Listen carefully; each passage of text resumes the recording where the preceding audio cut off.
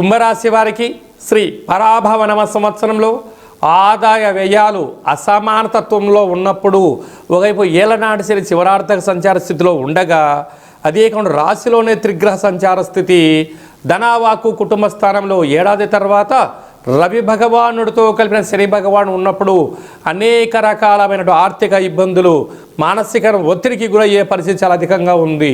ఇలాంటి వీటిని ఎలా అధిగమించాలో ఈ వీడియోలో సవివరంగా సంపూర్ణంగా తెలుసుకుందాం. కుంభరాశిలో ఏ నక్షత్రాలు వస్తాయనగా ధనిష్ఠ నక్షత్రంలోని 3వ పాదం 4వ పాదం శతభిష నక్షత్రంలోని 4 పాదాలు పూర్వభాద్ర నక్షత్రంలోని 1, 2, 3 పాదములు కలిపితే కుంభరాశి. రాశాధిపతి శని భగవానుడు.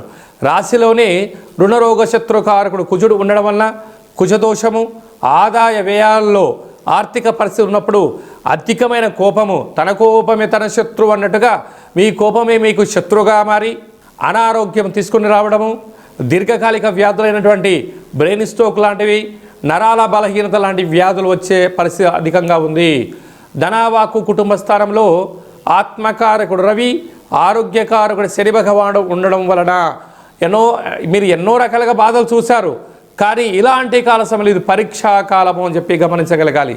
కనుక చైత్ర పూర్ణిమ సందర్భంగా ఒక వెడలపాటి పాత్రలో నవధాన్యములను అన్నీ వేసి రూపాయి బిళ్ళలను అందులో వేసి చంద్ర భగవాన్ని చూస్తూ మీ మనసులో ఉండబడిన కోరిక నెరవేర్చాలని చెప్పి దండం పెట్టుకొని ఆ రూపాయి నాణెమును తీసి ఒక పసుపు రంగు కలిగినటువంటి క్లాత్తో ఇంటి సింహద్వారాన్ని కట్టి చూడండి. మీకు విపరీతమైన ధన ఆకర్షణ, జన ఆకర్షణ, విపరీతమైన లక్ష్మీ కటాక్ష కుబేర యోగం కలుగుతుంది.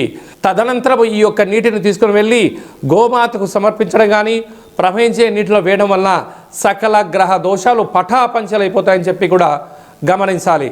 కాళాష్టమి సందర్భంగా కాళభైరవ స్వామికి స్మరణ, కుక్కకు కాకికి ఆహారాన్ని ఏర్పాటు చేయడం వల్ల సకల దోషం తొలగిపోతుందని చెప్పి గమనించాలి. మీ యొక్క వ్యక్తిగత జాతకం తెలుసుకోవాలనుకుంటున్నారా? మీ యొక్క పేరు, పుట్టినటువంటి తేదీ, నెల, సంవత్సరం, పుట్టిన సమయం వ్రాసి వాట్సాప్లో పంపించగలిగినట్లయితే 100 సంవత్సరాల జాతకాన్ని వ్రాసి పంపించి మీరు పుట్టినప్పుడు గ్రహ గమనాలు ఎలా ఉన్నాయి, ప్రస్తుతం ఎలా ఉంటున్నాయి, రాబోయే కాలంలో ఎలా ఉంటున్నాయి, ఈ తెలుగు ఉగాది పండుగ నుంచి ఆదాయ వ్యయాలు ఎలాంటి కార్యక్రమాలు ఆచరింపచేయాలి, ఎలాంటి కార్యక్రమంలో మనం విజయం సాధించబోతున్నామో అన్ని విషయాలను మీకు సవివరంగా సంపూర్ణంగా తెలియజేయడం జరుగుతుంది.